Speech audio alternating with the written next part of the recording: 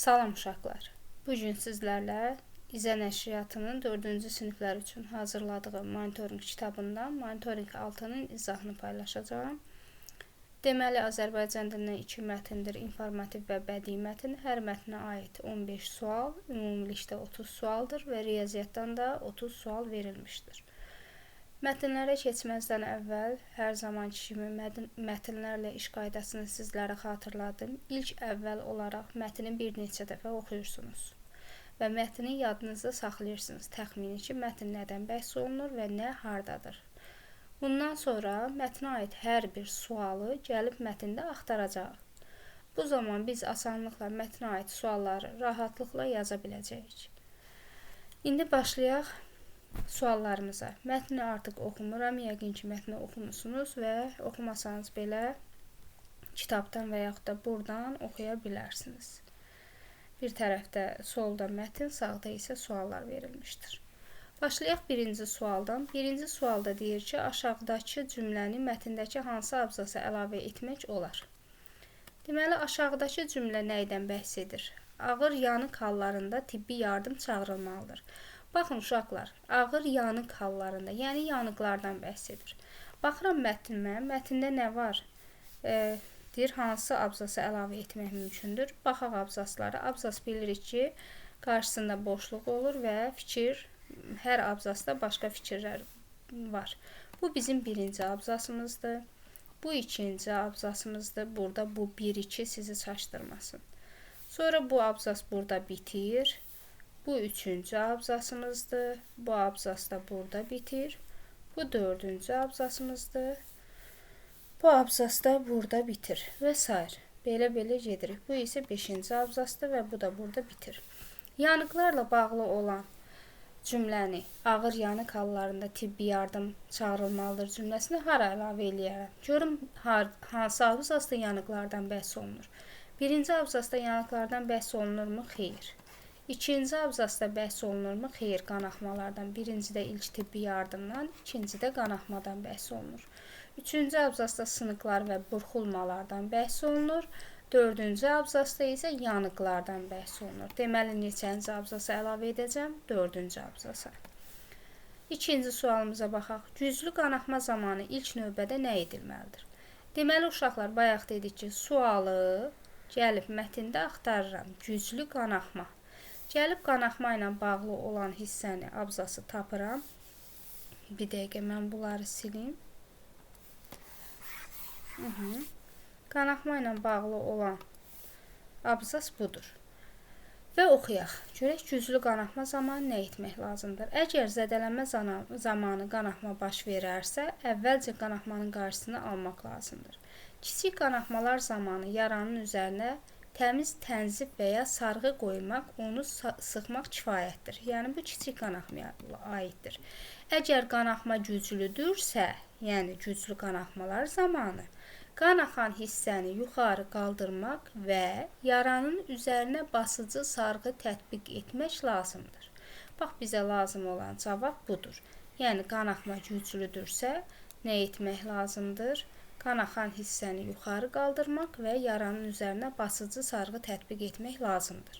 Baxaq görək hansı variantdadır? B variantında zədələnmiş hissəni yuxarı qaldırıb basıcı sarğı tətbiq etmək. Doğrudur.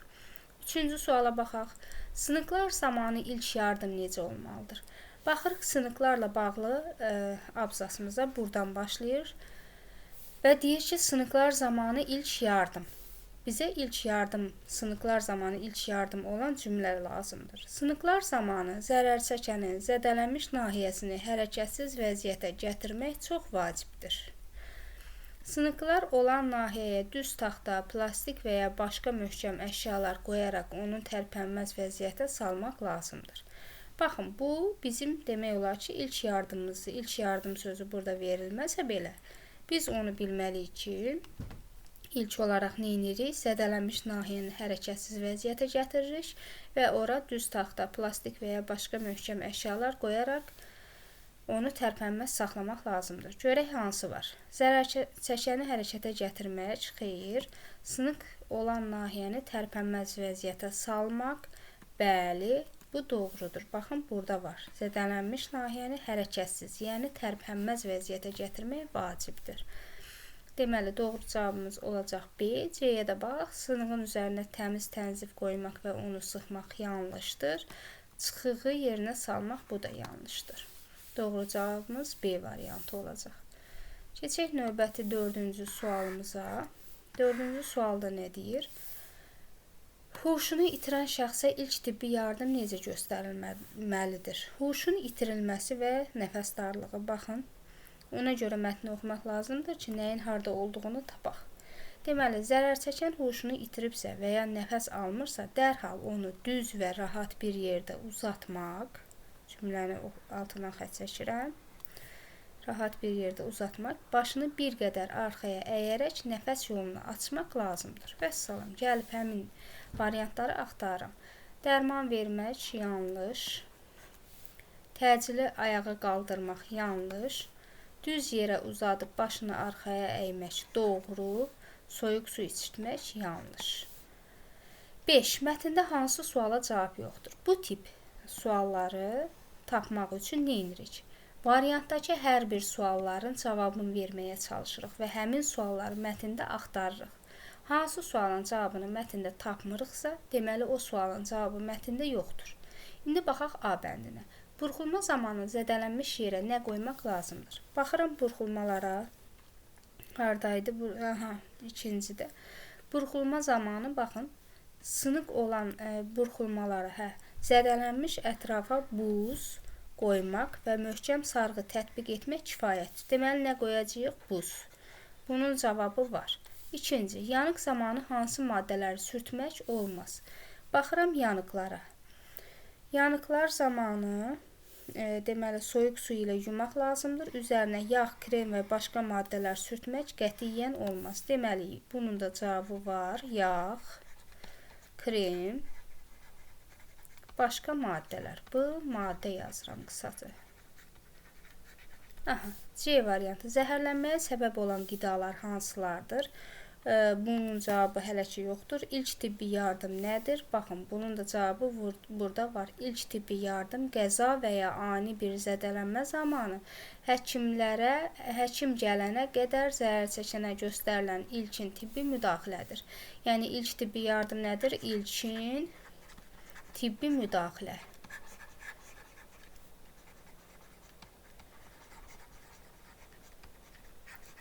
Deməli, hansı cavab olmadı? C sualın cavabı yoxdur.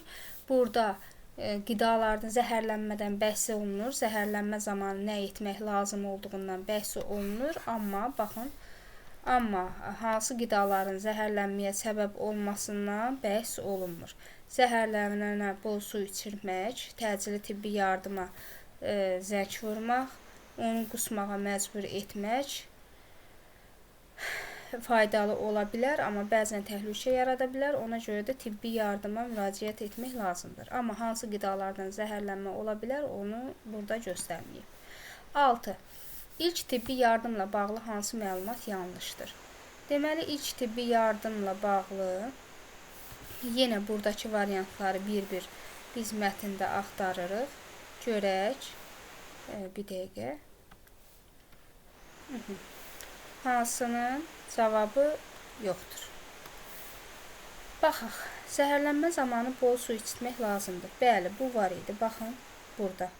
Zərər çəkənə, zəhərlənmə buradadır. Zərər çəkənə dərhal bol su içirmək lazımdır. Bu doğrudur. Bizə yanlış lazımdır. Sonra, yanıq sahəsini bol miqdarda soyuq su ilə yumaq vacibdir. Gəlirəm, yanıqlara baxıram. Yanıq sahəsini soyuq su ilə yumaq lazımdır. Bu da doğrudur.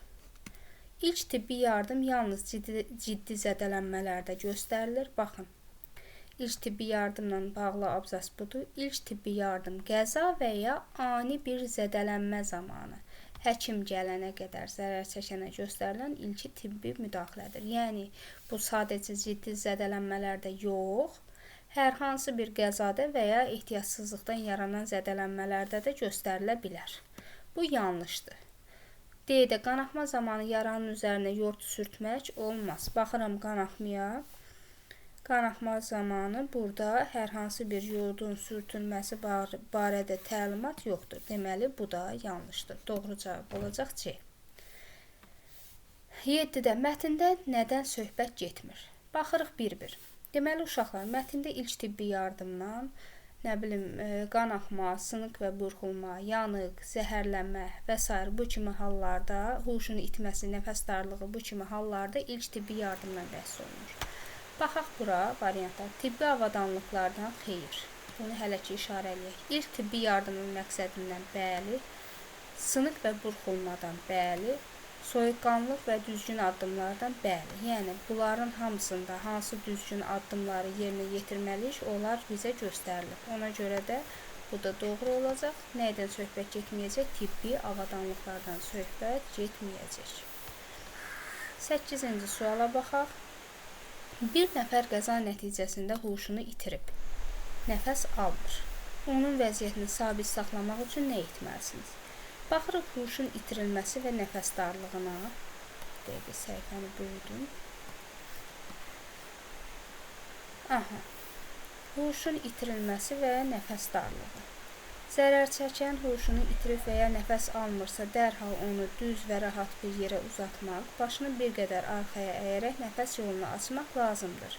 Nəfəs almırsa, təcili olaraq süni tənəffüs və ürək masajına başlamaq vacibdir. Yəni, bizə deyir ki, huşunu itiribsə bir rahat yerə uzatmaq lazımdır.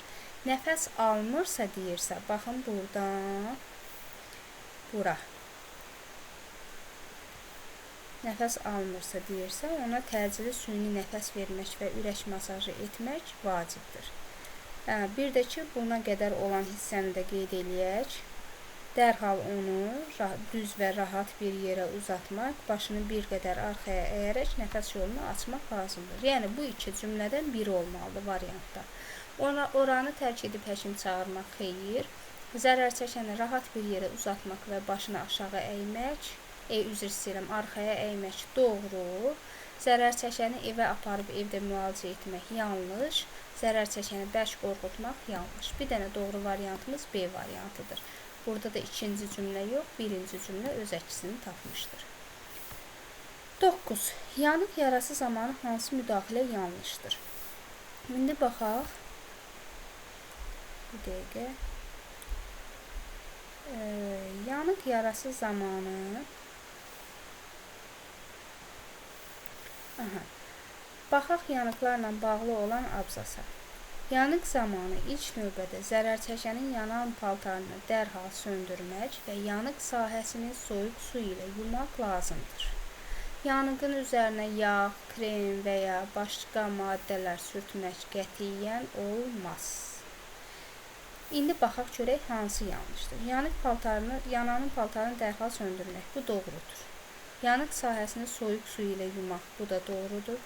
Sonra burada ardında oxuyaq. Əgər yanıq kimyəvi maddələrdən qaynaqlanırsa, yanıq sahəsini bol miqdarda axar su ilə yumaq vacibdir. Zərər çəkən qızmar mühitdə uzaq tutulmalı və soyuq bir yerdə saxlanılmalıdır. Baxın, D bəndində var. Qızmar mühitdən uzaq tutulmalı.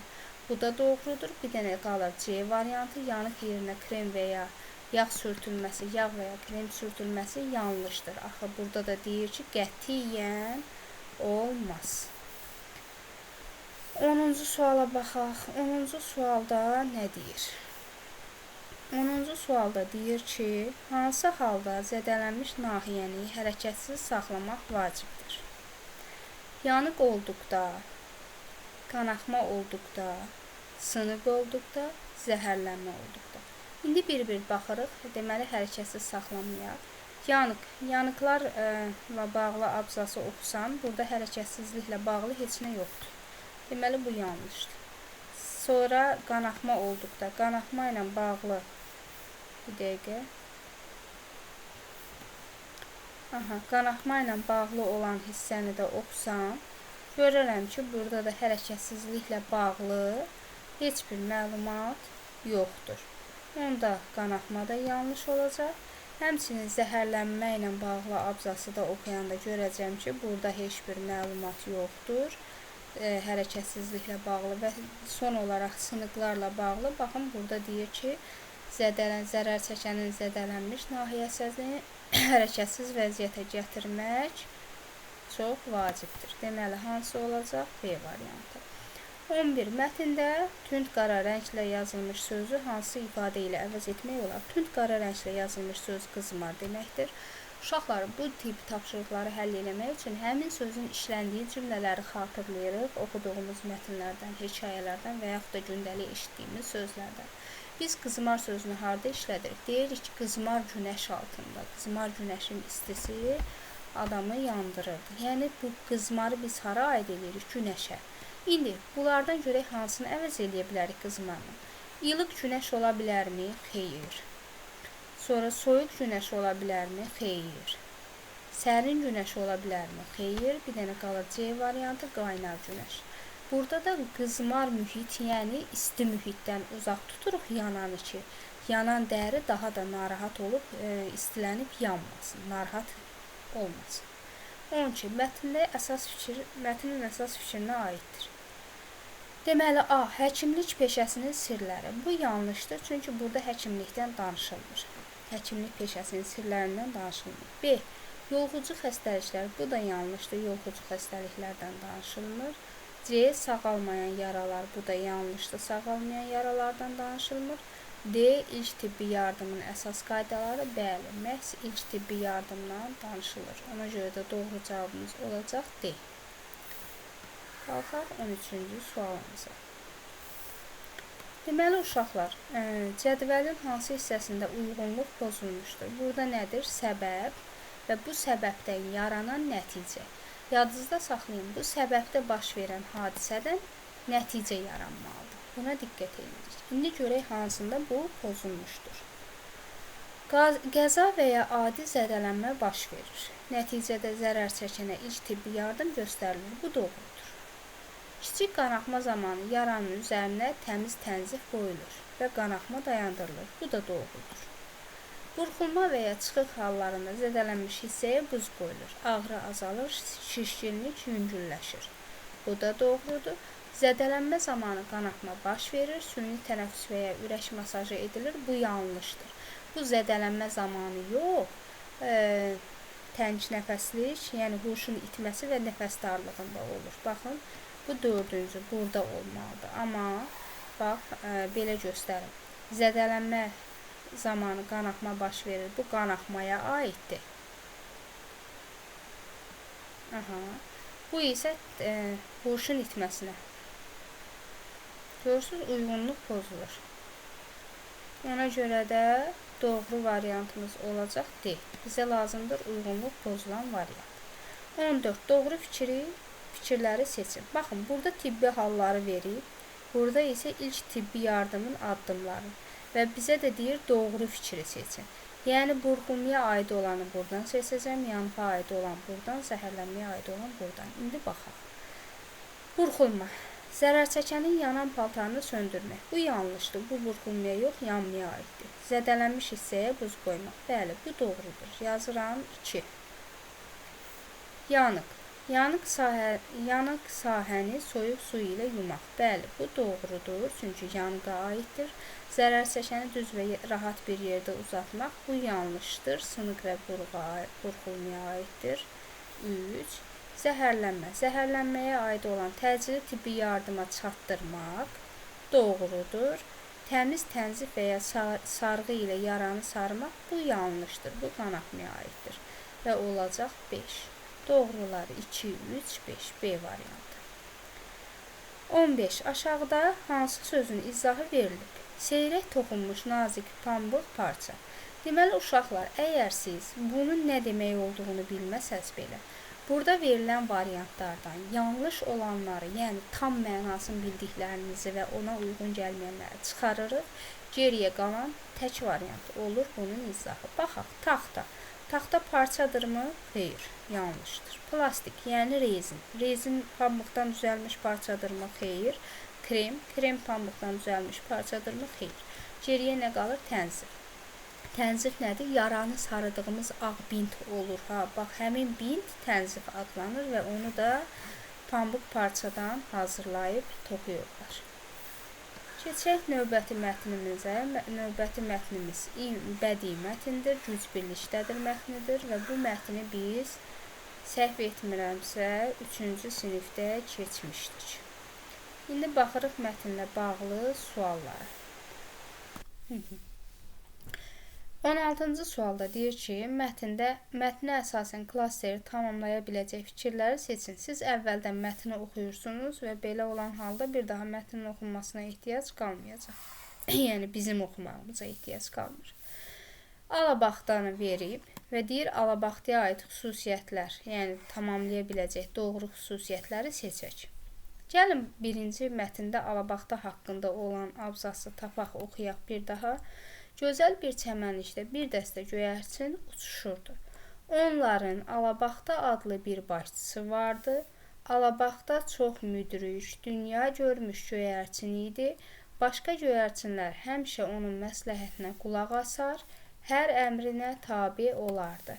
Uşaqlar, bir də sonda var. Bir dəqiqə, indi mən onu da göstərim. Sizə daha dəqiq görəsiz deyə.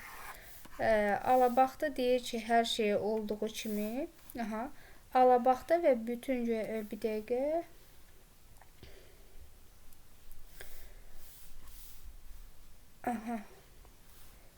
Alabaxta dostuna səsləndi, gəldi, danışdı.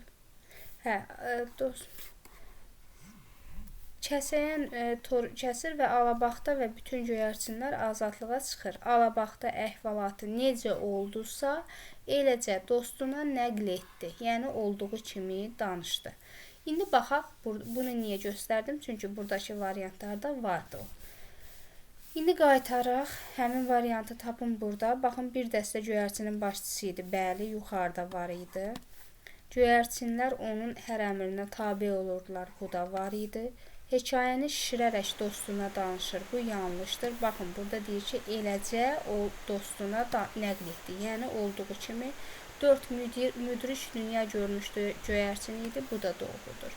Nicat yolunu toru dimdikləri ilə didməkdə gördü. Bu yanlışdır. 1, 2, 4. Hansı variantdadır? D variantında. 17-yə baxaq. Mətndə hansı fikir istifadə olunmamışdır? Deməli, mətn uşaqlar nə ilə bağlıdır? Mətnin adından da məlumdur. Güc birlikdədir mətnidir və bu əsasən nə ilə bağlıdır?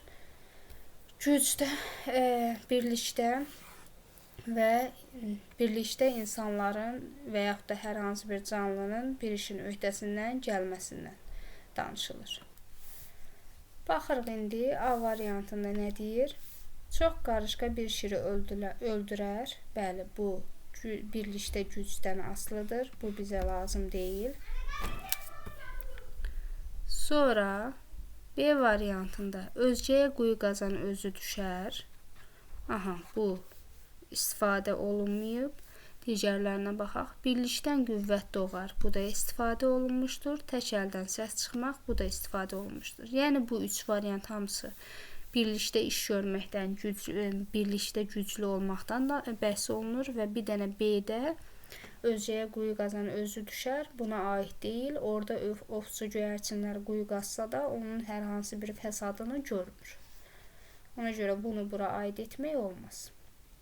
18. Mətndə altına xətt çəkilmiş ifadənin mənasına uyğun gələn sözləri seçin. Altına xətt çəkilən söz nədir? Nəql etdi.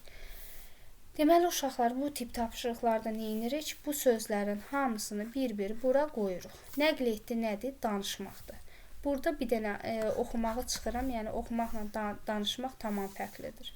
Geriyə 3 variant qalır. İndi bir-bir bunları yerinə qoyaq. Alabaxta əhvalatı necə oldusa eləcə dostuna danışdı. Doğrudur. Alabaxta əhvalatı necə oldusa eləcə dostuna bölüşdü. Olmur. Dostu ilə bölüşdü olur. Bura düz gəlmir o. Burada ilə olmadığı üçün düz gəlməyəcək. Alabaxta əhvalatı necə oldusa eləcə dostuna söylədi. Bu düz gəlir. 1 və 4. D bəndi.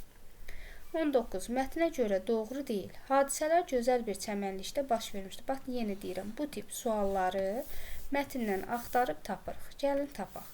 A bəndi. Hadisələr gözəl bir çəmənlikdə baş vermişdir. Baxın.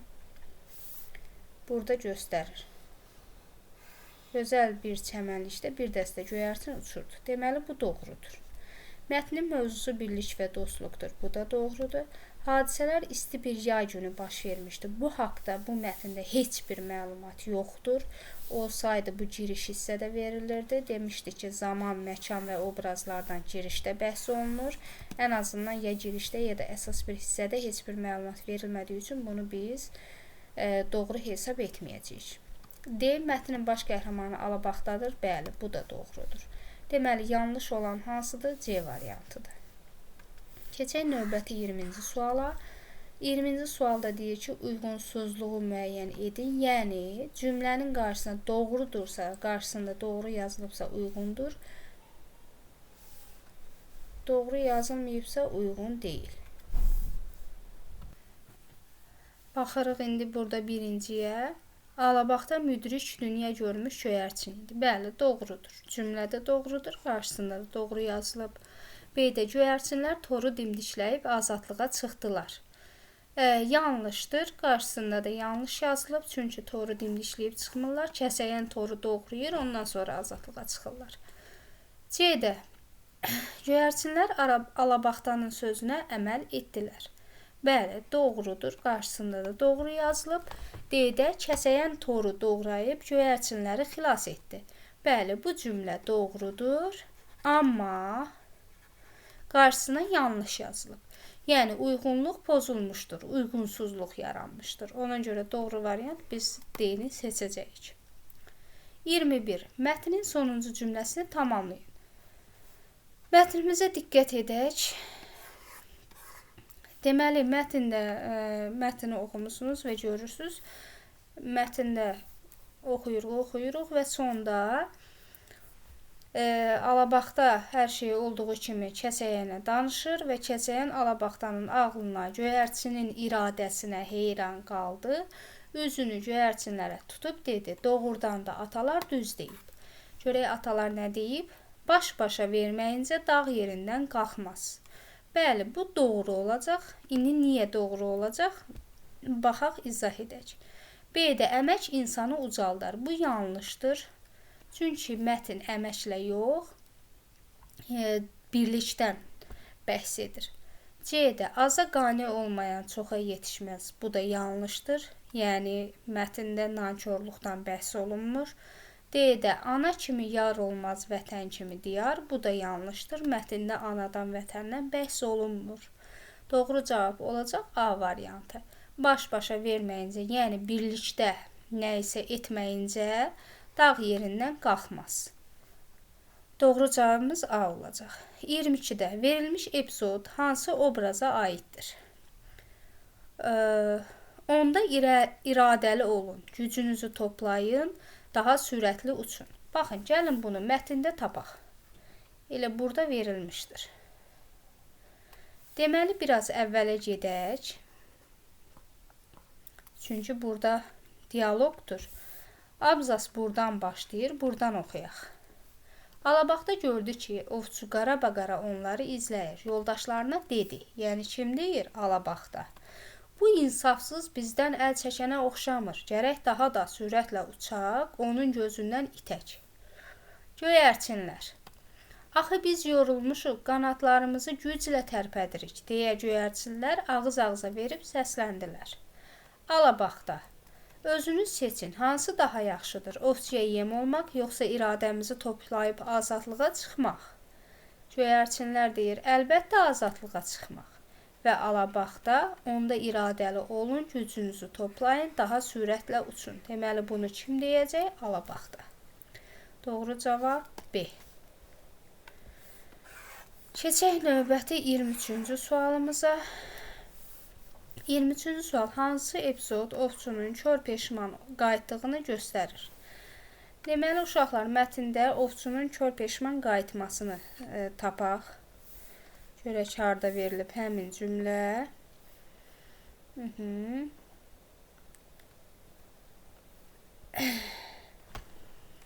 Aha, burada. Ovçu da təngi nəfəs, kör peşman evə geri qayıtdı. İndi bu cümləni abzası oxuyaq.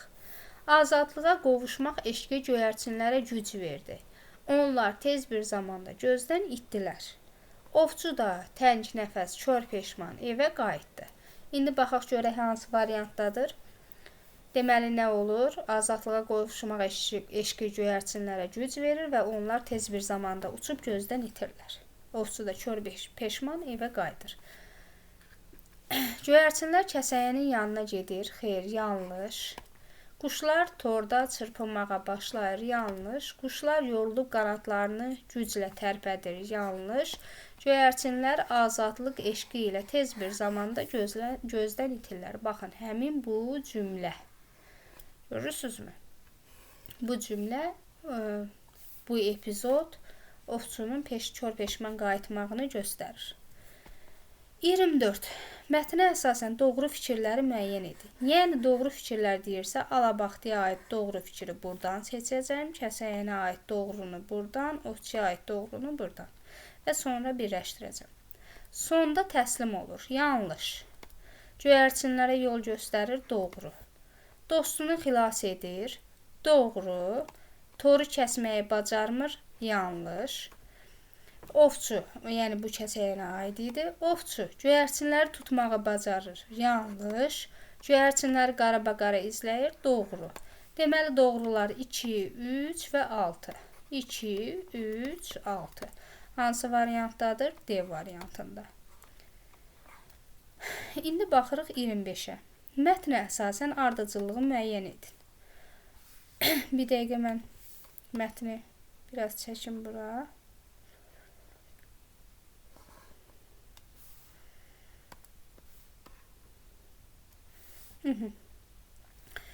Deməli, uşaqlar, burada neyinirik? Tapırıq bir-bir cümlələri, daha doğrusu söz birləşmələrini mətndə. Ovçunun toru çəkməsi, göyərçinlərin çəmənlikdə uçması, ovçunun çaş-baş qalması, ovçunun kör peşman evə qayıtması. Baxıram, göyərçinlər çəmənlikdə, gözəl bir çəmənlikdə bir dəstə göyərçin uçuşurdu. Hansıdır? 3. Yazıram bunun başına 3. Sonra ardından davam eləyirəm, oxuyuram. Ovçunun toru çəkməsi. Baxın, buradadır. Ovçu bir gün yerə çoxlu dən səpdi, torunu qurdu və puskuda durdu. Yəni, tor çəkmək, tor qurmaq. Buna yazacam 1. Çünki 1 nömrəyə aiddir bu. Sonra ovçunun çaş-baş qalması, ovçunun kör peşman evə qayıtması. Görək indi bunların hansı var? Gəlin, onlardan ikisindən birini tapaq. Ovçun... Aha, baxın. Deyir ki, hamı birdən güc verdi, toru yerindən qaldırıb, onunla birlikdə göyə qalxdılar. Ovçu bu mənzərədən çaşıb qaldı. Deməli, hansıdır? 2-ci. Və sonra ovçunun kör peşman evə qayıtması... Baxın, burada. Bu isə sonuncu, 4-cü. İndi nömrəliyək. 3, 1, 2 və 4. 3, 1, 2, 4. Hansı variantdadır? A variantındadır. Doğru cavab A. Keçək 26-ya. Ovçu çaşıb qalmışdı. Çünki... Deməli, uşaqlar, çünki olursa, ovçunun çaşıb qalmasının səbəbini araşdırırıq. Yəni, ovçu niyə çaşıb qalmışdı? Həmin cümləni tapırıq, ovçunun çaşıb qalmasını. Bayaq da göstərdik burada. Burada. Hamı birdən güc verdi, toru yerindən qaldırıb, onunla birlikdə göyə qalxdılar. Ovçu bu mənzərədən çaşıb qaldı. İndi görək hansı var.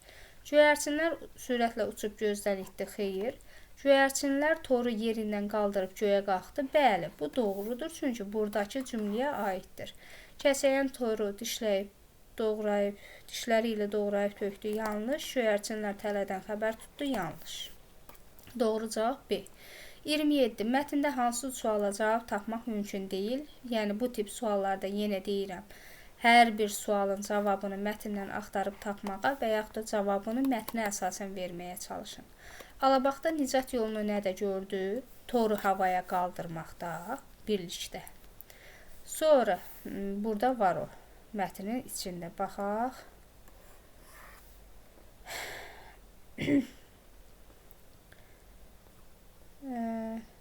Burada. Yaxşı, gücümüzü bir yerə toplayaq, toru yerdən qaldırıb özümüzlə aparaq. Nicat yolumuz ancaq bundadır. Bunun cavabı var. Bunu çıxardırıq.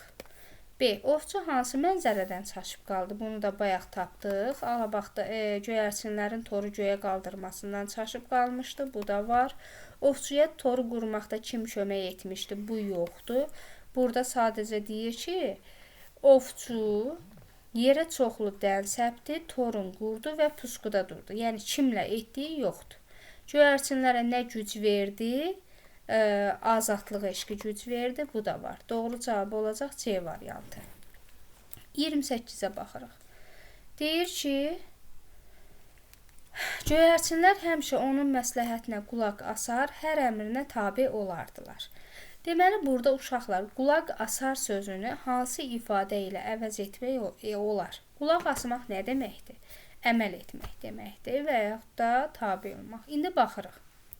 Burada deyir, şad olmaq yanlışdır, ümid etmək yanlışdır. Bunları əvvəldən biləm yanlışdır, bunları çıxarıram. Geriyə 2 variant qalır.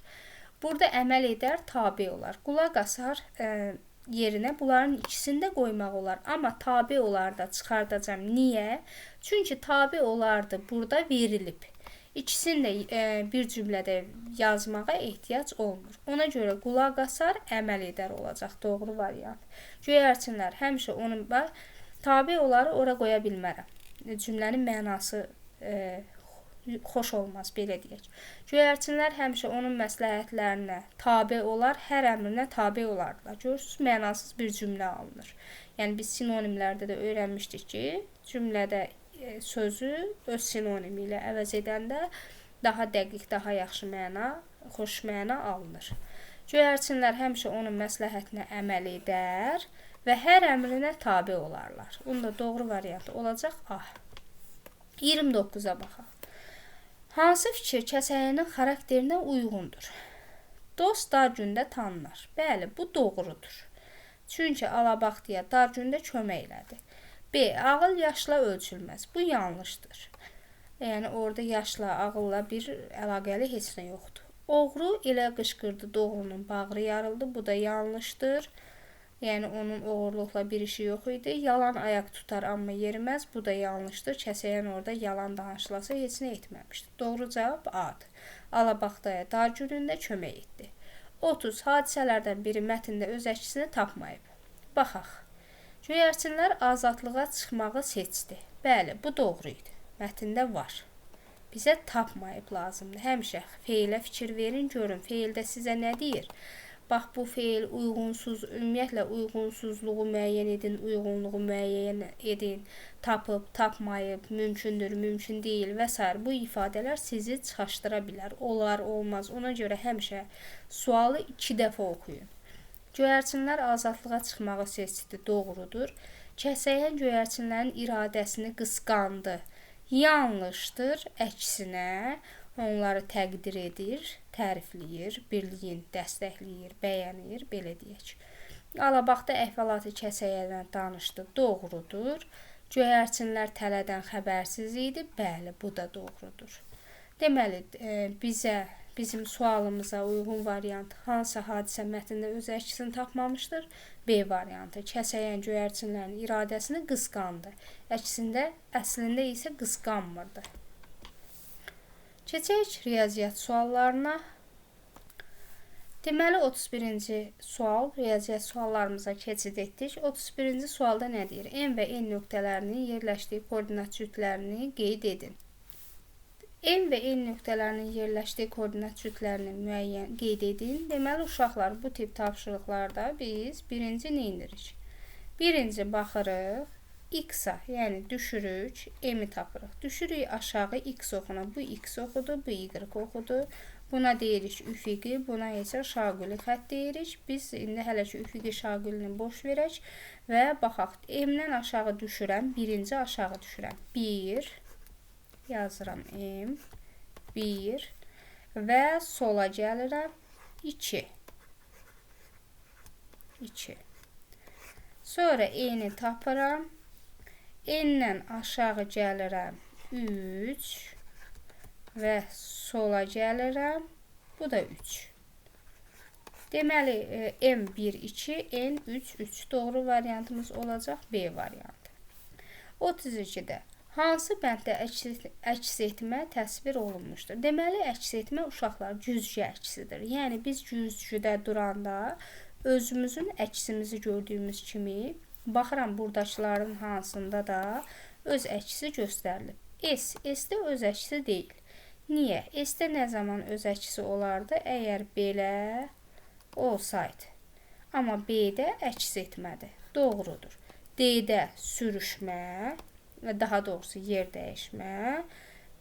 D-də, C-də daha doğrusu yer dəyişmə. D-də də yer dəyişmə və yaxud da sürüşmə kimi də götürülə bilər. Doğru cavabımız olacaq B variantı. Keçək növbəti 33-cü suala. 33-də deyir ki, ADM 137 dərəcə olarsa, MDB bucağının dərəcə ölçüsünü tapın. Deməli, uşaqlar, bucaqlarla bağlı mövzuda nəyi əsas yadda saxlayırsınız? Bir düz bucaq, düz bucağın dərəcə ölçüsü hər zaman 90 dərəcədir. Bir də açıq bucaq, yəni düz xət, belə deyim. Açıq bucağın dərəcə ölçüsü hər zaman 180 dərəcədir. Bax bunu. Bu iki şeyi yadda saxlasaz, asanlıqla bucaqlarla bağlı sualı tapa bilərsiniz. İndi burada baxaram. Bir bu bucağı verib, bir də bax, bu bucağın mənə dərəcə ölçüsü məlumdurmu? ADB bucağının, ADB bucağının, bəli, 180 dərəcədir. 180 dərəcədən buranı veribsə, buranı tapmalıyamsa, nə edəcəm? 137-ni çıxacam. Bu qədər sadə. Çıxıram, nə qalır? 43 dərəcə. Doğru cavab olacaq A variantı. 34-də hansı şagirdin söylədiyi ədəd ən kiçikdir? Birinci ədədlərə baxıram, hamısı 6 rəqəmli ədədlərdir. Sonra keçirəm bir-bir ədədlərin müqayisəsinə. Birinci rəqəmdən başlayıram müqayisəyə. 3, 4, 3, 3. Deməli, bu 4 olanı çıxardıram. Mənə ən kiçik lazımdır. Keçirəm ikinciyə. 9, 7, 8. 9-u da çıxartdım. 8-i də çıxardıram. Ən kiçik hansıdır? 7 olan, yəni Elbrus. Keçirik növbəti 35-ci tapşırığa.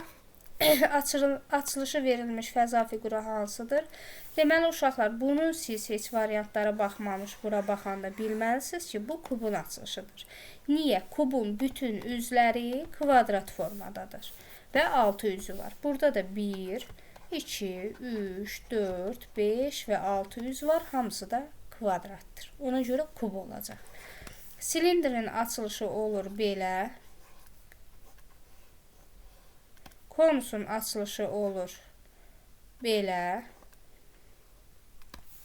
Kuboidin açılışı ən azından iki tərəfində kub, qalanları, nə bilim, düz bucaqlı belə bu formada bir şey olmalıdır. 6 yüzü olur. Deməli, bu hansının oldu? Kubun olacaq.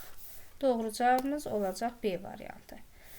36-da verilmiş kubların öndən görünüşü hansıdır? Verilmiş kubların öndən görünüşünü tapmaq üçün uşaqlar. Baxıram bura. Öndən ha, üstdən yox. Üstdən belə görünə bilər. Öndən bax, buradan baxanda oxla göstərib. Buradan baxanda nə görürəm? Bir kub görürəm, çəkirəm bura. Sonra 1, 2, 3 kub görürəm. Çəkirəm yanına. Baxın, 1, 2 və 3. Bu da bura çəkirəm. Belə. Və buradan baxanda 1 və 2 kub görürəm. Bunu da çəkirəm bura. Nə oldu? 1, ortada 3, kənarda 2. B variantı olacaq. Doğru cavabımız B variantı. 37-ci sualımıza baxaq. 37-ci sualda da bayaq dediyim qayda ilə bucaqlardır.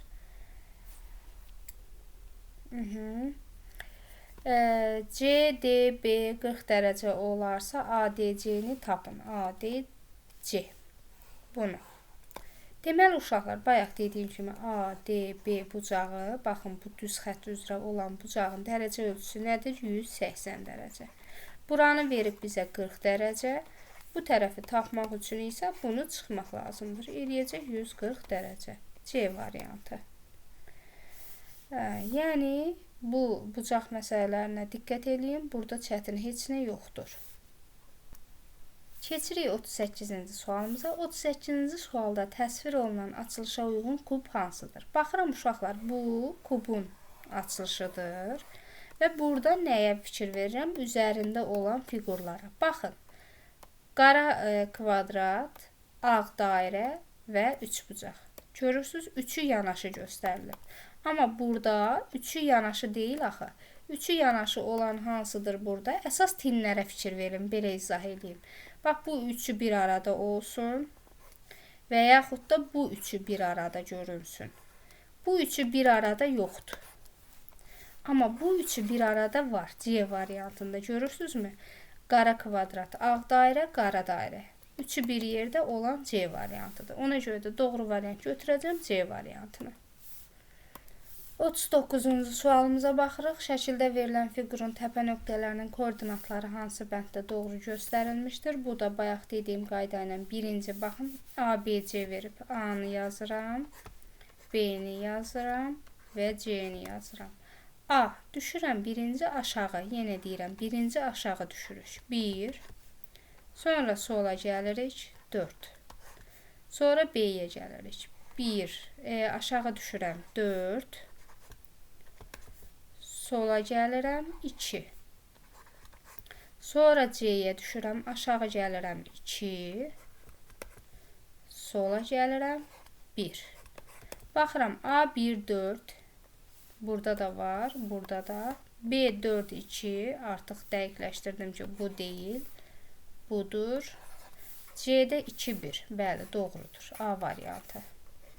40. MN bərabərdir 4 cm olarsa, LN-nin uzunluğu nə qədərdir?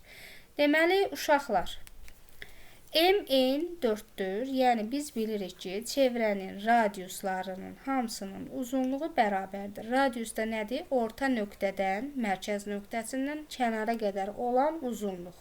Yəni, bunlar hamısı radius sayılır. İndi, mənə verib nəyi? MN-i 4 cm.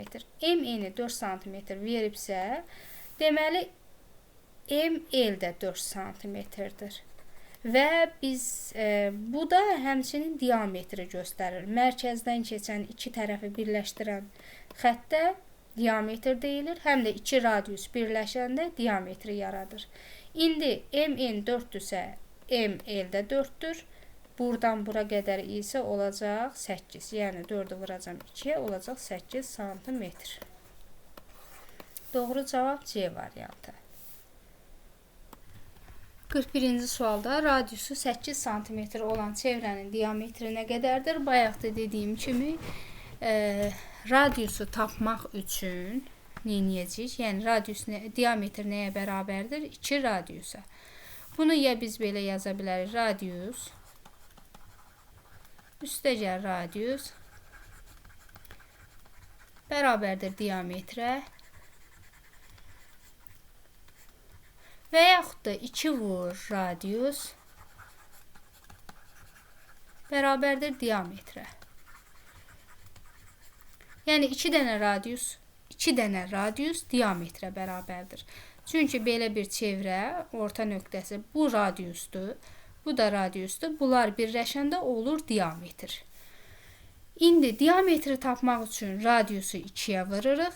Radiusu əgər bizə diametr veribsə, deyirsə ki, radiusu tapın, onda diametri 2-yə böləcəm.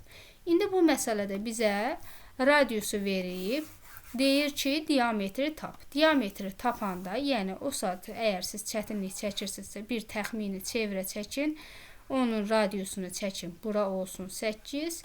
Diametri soruşursa, bir dənə də radius çəkin, bu da olsun 8 və bunu tapın. Bunu da tapmaq üçün 8-i vuracaqsınız 2-yə.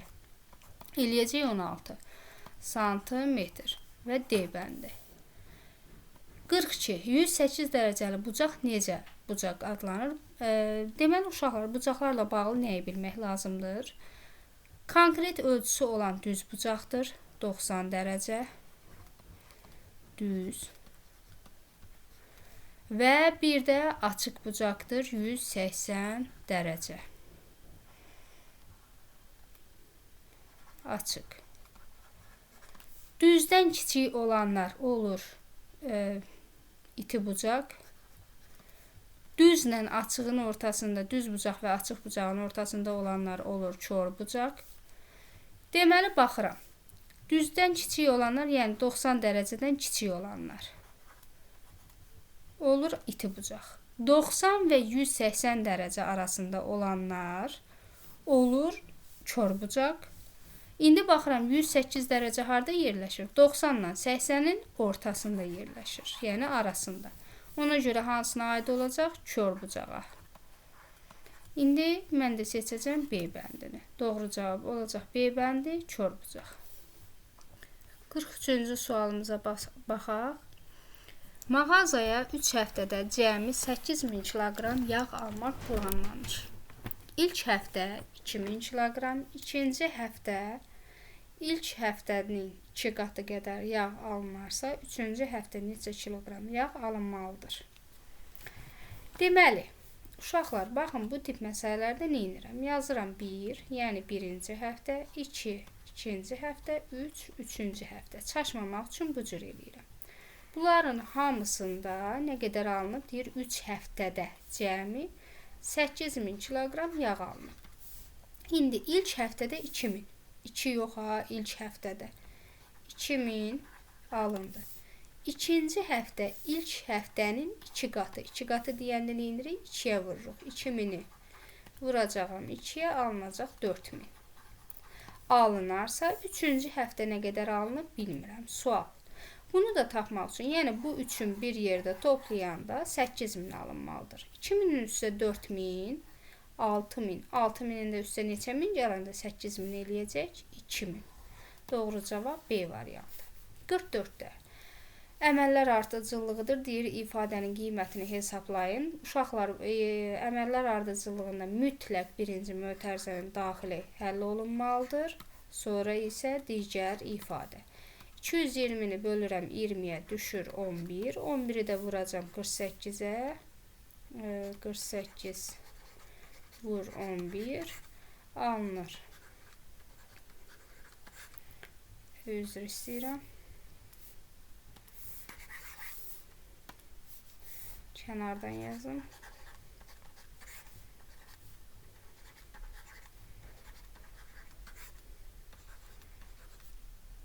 Hı -hı. 528 C variantı. Keçirik 45-ci sualımıza. 45-ci sualda nə deyir? Sürüşmə şəkildə hərəkətin hansı növü verilmişdir? Deməli, uşaqlar, baxın, burada verib sürüşmə, bəli, bu sürüşmədir. Yəni, yuxarı sürüşdürülüb. Dönmə, xeyr, dönmə deyil. Bu, dönmə olsaydı belə bir hərəkət ola bilərdi o. Baxın, ən azından belə bir şey alına bilərdi və yaxud da belə bir şey alına bilərdi. Əks etmə deyil, əks etmə olsaydı belə bir şey alınmalıydı. Və doğru cavab olacaq A bəndi sürüşmə. 46. Şəkildə A, B, D bucağının dərəcə ölçüsünü tapın. Deməli, bura biz baxanda nə görürük? Konkret dərəcə ölçüsünü bildiyim hansı bucağı görürəm? A, B, D deyir. Burada B-ni yazmayıblar, biz yazaq. A, B, D-ni verib A, B, D tapmaq lazımdır. Bilmirəm neçədir. D, B, C-ni verib 48. İndi tam olaraq A, B, C-ni bilirəm ki, düz bucaqdır. Düz bucağın dərəcə ölçüsü 90 dərəcədir. 90-dırsa, bura 48-dirsə, nə edəcəm? 90-dan çıxacam 48-i. Nə qalacaq? 42 dərəcə. Deməli, doğru cavab olacaq B variantı. Dairələrin üzərindəki rəqəmlərin hər birindən bir dəfə istifadə etməklə yaranan ən böyük 4 rəqəmli ədəddən ən kiçik 4 rəqəmli ədədi çıxaq. Deməli, uşaqlar, bir dəfə istifadə etməklə deyir və ən böyük 4 rəqəmli ədəd deyir. Tək cüt söhbəti yoxdur. Ona görə işimiz rahatdır. Ən böyükü tapmaq üçün böyükdən kiçiyə rəqəmləri düzürəm. 5, 4, 3, 1. Ən kiçik tapmaq üçün isə kiçikdən böyükə. 1, 3, 4, 5. və bunları deyir çıxın. Çıxıram. 6, 8, 0, 4. 4086 C bəndi. 48. Radiusları 5 cm olan çevrələr verilmişdir. Yəni, hamısının radiusu 5 cm-dir. Radiusa nə idi dedik? Çevrənin mərkəzindən bir tərəfinə olan xət. Bu tərəfə də ola bilər. Bu tərəfə də ola bilər və yaxud da belə, nə bilim, belə və s. ola bilər. Fərqi yoxdur. Bu xətlər radius adlanır. Və deyir, AB parçasının uzunluğunu tapın. Yəni, buradan bura qədər. İndi görək, bunun içində neçə radius var? 1, yəni bir dənə 5. 2, 2 dənə 1, 5 də burada. 3, bu da 5. Neçə dənə 5 oldu? 3 dənə. 3-ü vururam 5-ə, eləyir 15. Doğru cavab A variantı olacaq. 49-da DBC bərabərdir 23 dərəcədirsə, ABD-ni tapın. Deməli, uşaqlar, bayaqki suala oxşar sualdır. Burada konkret dərəcə ölçüsünü bildiyim bucaq hansıdır? A, B, C bucağı nə qədərdir? Düz bucaq olduğu üçün 90 dərəcə olacaq. 90 dərəcədirsə və buranı veribsə 23 dərəcə, bu tərəfi tapmaq üçün eləyəcəm. 90-dan 23-ü çıxacağam. 90-dan da 23-ü çıxanda qalır 67 dərəcə. Doğru cavab C variantı 67. 50-də AC bərabərdir AD bərabərdir DC olarsa, çevrənin daxilində verilmiş bərabər tərəfli ADC üçbucağının perimetrini tapın. Bu tip tapşırıqlarda nəyə diqqət edirəm? Baxın, mənə sadəcə buranı verib. Buranı veribsə, bu nədir? Radius. Deməli, burada radiusdur və bu 6-dırsa, burada 6 olacaq. Eləmi?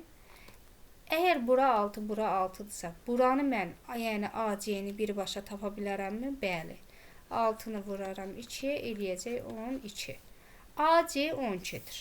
Gətirib burada yazıram üstə. AC 12-dirsə, AD də 12-dir. Çünki bax, burada bərabər göstərir. AD 12-dir, DC də 12-dir. Bu da burada göstərib.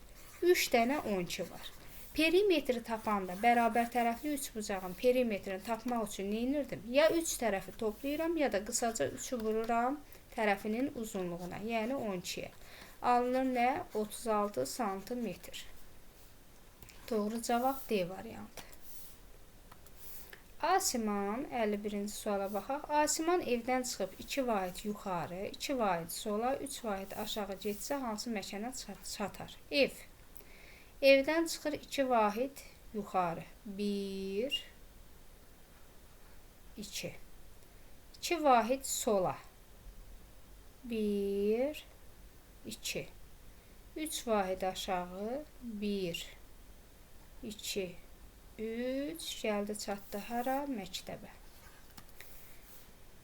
52. Verilmiş bucağın ölçüsü hansı, aşağıdakılardan hansı ola bilər? Deməli, uşaqlar, bucağın quruluşundan təxmini bilirəm ki, bu hansı bucaqdır? İti bucaqdır. İti bucağın da dərəcə ölçüsü nəyin arasında dəyişir? 0 dərəcə ilə 90 dərəcənin arasında. Yəni, 90-a bərabər olmur. İndi bunlardan hansı ola bilər? 0-a da bərabər olmur, onu da deyim. 30 ola bilər, 90 ola bilməz, 91 ola bilməz, 113 ola bilməz.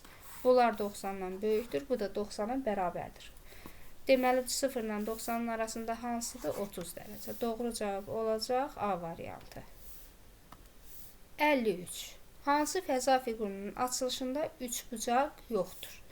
Deməli, uşaqlar, açılışı tapmamışdan əlavə baxıram ki, fiqurların hansında mən 3 bucaq görürəm, heç açılışı fikirləşməmiş. Baxın, burada var. 3 bucaq görürsünüzmü? Hələ bir tərəfini göstərim. Burada var. 3 bucaq. Burada da 3 bucaq görürəm. Amma burada 3 bucaq görmürəm. Bu kvadratdır. Bunlar isə düz bucaqlıdır. Ona görə doğru cavabım olacaq D. Burada 3 bucaq yoxdur. 54. Şəkildəki bucağın düz bucaq olması üçün neçə dərəcə çatmır? Biz dedik ki, düz bucaq neçə dərəcədir? 90 dərəcə. Buradakı nə qədərdir? 35 dərəcə. Nə qədər çatmır düz olması üçün? Düz olması üçün 90-dan 35-i çıxacam. Yerdə nə qalacaq? 55 dərəcə. Əgər 55 dərəcə olsa, bu bucaq düz bucaq ola bilər. Doğru cavab B variantı.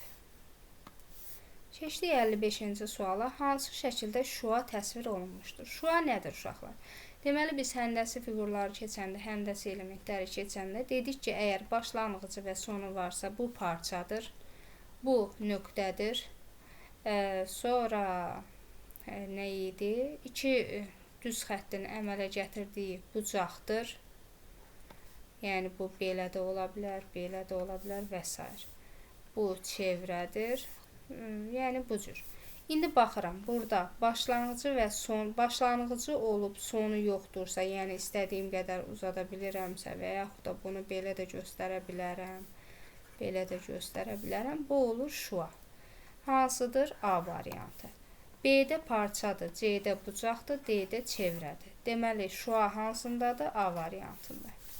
Keçək 56-ya. K, L, M kimi işarə edilən körbucaq hansıdır? Deməli, uşaqlar, birinci körbucağı tapacam. Sonra adlarına baxacam. A iti bucaqdır. B düz bucaqdır. Yerdə qalır C və D. Bunlar ikisi də körbucaqdır. İndi oxunuşuna baxaq. K, L, M. K, L, M. Bəli, doğru cavab C-dir. Bu necə oxunur? L, M, K. Bu yanlışdır. Doğru oxunuş və doğru bucaq hansı olacaq? C-də. 57. 360 dərəcənin 5də 2 hissəsi hansı növ bucağın dərəcə ölçüsünə uyğundur? O dəqiqə 360-ın 5də 2-sini tapacam. Onu da tapmaq üçün 360-ı böləcəm 5-ə, vuracam 2-yə. 360-ı da 5-ə böləndə düşür 72. 72-ni 2-yə vuranda olur nə? 144. 144 dərəcədə nəyin arasında yerləşir? 90 dərəcə ilə 180 dərəcənin. Bu arada yerləşdiyi üçün nə olacaq? Körbucaq olacaq. Keçək 58-ci suala. İzə nəşriyyatının riyaziyyat suallarını çox sevən Xalidin həftəlik işlədiyi sualların qrafiki verilmişdir. Qrafikə əsasən 58, 59 və 60-cı sualları həll edin. Deməli, uşaqlar, qrafikdə nə verilib? Baxıram, birinci həftə nə qədər işləyib? 100. İkinci həftəni tapmaq üçün çıxıram bura 200. Üçüncü həftə nə qədər işləyib? 300. Bunları yadda saxlayırıq. Dördüncü həftə nə qədər işləyib? 400 və salam. Bu qədər sadə. İndi keçək suallarımıza. Xalid ən çox sual işlədiyi həftə neçənci həftədir? 4-cü həftə. Deməli, 1-də olmuşdu 100, 2-də 200, 3-də 300, 4-də isə 400. Deməli, ən çox hansıdır? 4-cü həftə. 59. Xalid 3-cü həftəyə 13 dəfə daha artıq sual işləsəydi, neçə sual artıq işləmiş olardı? 3-cü həftə nədir? 300. 13 dəfə daha artıq deyirsə, dəfə çox deyəndə vururuq, dəfə az deyəndə bölürük. İndi bizə deyir dəfə artıq. Yəni 13-ü, daha doğrusu 300-ü 13 dəfə daha artıq dediyi üçün 13-ə vuracam. Nə alınacaq? 3900. 3900 sual işləyərdi. İndi sənə bu tip sualları həll edəndə baxın 2 hissəsi var. Ona görə də diqqətli olun. 3900. İndi ardı. Neçə sual artıq işləmiş olardı? Birinci nə qədər işləyib? 300. Sonra deyir 13 dəfə daha artıq işləsəydi olardı 3900. 3900 300-dən neçə sual artıqdır? Yəni ortadakı fərqi tapıram. Nə qədər artıq, nə qədər əskik və s. Bu kimi suallar varsa onu da çıxırıq. 3900-dən çıxacam 300-ü. Yerdə qalacaq 3600 sual. Doğru cavab 3600. 60. Xalid 4 həftədə cəmi neçə sual işlədi? 4 həftədə deyir, ha. Cəmi. Onda bunların hamısını toplayacam. 100, üstəgəl 200, üstəgəl 300, üstəgəl 400. Bərabərdir. 100-ün üstə 200, 300, 300-ün üstə 300, 600, 600-ün üstə 400 gələndə eləyəcək 1000. Doğru cavab 1000. Bu qədər uşaqlar, monitoring 6-nın da sonuna gəldik. Hər birinizə uğurlar arzu edirəm. Ümid edirəm ki, sizin üçün faydalı bir video olmuşdur.